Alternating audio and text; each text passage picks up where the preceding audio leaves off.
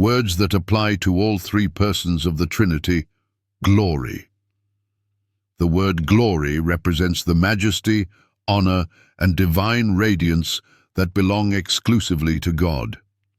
In the Bible, the glory of God is ascribed to the Father, Son, and Holy Spirit, revealing their shared essence and unity as one God. This truth underscores the doctrine of the Trinity and challenges skeptics and non-believers to reconcile the Bible's consistent attribution of glory to all three persons of the Godhead. The Father as the source of glory. In Isaiah 42:8, God declares, "I am the Lord, that is my name, and my glory will I not give to another, neither my praise to graven images." This verse emphasizes the exclusivity of God's glory. The Father proclaims that His glory belongs solely to Him and cannot be shared with anyone else. It underscores His divine majesty, worthiness of worship, and the separation between the Creator and His creation. The Father's glory is further revealed in the heavens. The heavens declare the glory of God, and the firmament showeth His handiwork. Psalm 19:1. The beauty and majesty of creation reflect the infinite glory of the Father, testifying to His power and divinity.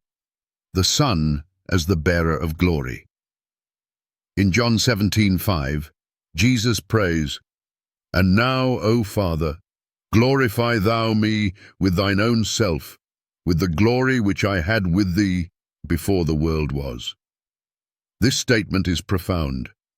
Jesus speaks of a shared glory with the Father that existed before the creation of the world. This pre-existence and shared divine glory are clear affirmations of His deity. No created being can claim to share God's glory, yet Jesus does so without contradiction or rebuke. In Hebrews 1:3, Jesus is described as, "who, being the brightness of His glory and the express image of His person." Jesus is the perfect representation of God's glory, radiating His divine essence and majesty, the Holy Spirit as the manifestation of glory. While not explicitly stated in the prompt, the Holy Spirit's role in glory is evident in 2 Corinthians 3:18. "But we all, with open face, beholding, as in a glass, the glory of the Lord, are changed into the same image from glory to glory, even as by the Spirit of the Lord." The Holy Spirit transforms believers into the image of God, reflecting His glory. This work demonstrates the Spirit's divinity and His role in revealing and manifesting God's glory. Additionally, the Spirit's presence in the life of believers is often described as a foretaste of the eternal glory that awaits them. The challenge to skeptics.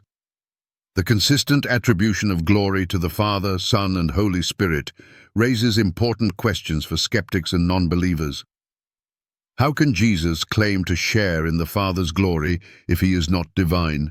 In John 17:5, Jesus speaks of a glory He shared with the Father before the world was created. How can this be true unless Jesus is eternal and divine? Why does the Bible say God will not share His glory, yet Jesus shares it? Isaiah 42:8 declares that God's glory cannot be given to another. If Jesus shares in this glory, does this not affirm His equality with the Father? How does the Holy Spirit reveal and transform believers into God's glory if He is not God? 2 Corinthians 3:18 shows the Spirit's role in changing believers into the image of God's glory. How can this be explained if the Spirit is not divine? Why is the glory of God consistently attributed to all three persons of the Trinity? The Father declares His glory, Isaiah 42:8. The Son reveals and shares this glory, John 17:5. The Spirit manifests this glory in believers, 2 Corinthians 3:18. If they are not one God, how do they share this unique attribute? Unity in glory. The doctrine of the Trinity provides the only coherent explanation for the shared glory of the Father, Son, and Holy Spirit. Each person uniquely reveals this glory. Father, the source of all glory, whose majesty is proclaimed in creation and worship. Son, the perfect reflection of the Father's glory, revealing it to the world through his life, death, and resurrection. Holy Spirit, the transformative power of God's glory, working in believers to manifest his divine presence. This unity in glory affirms their co-equality and co-eternality as members of the Godhead. Conclusion.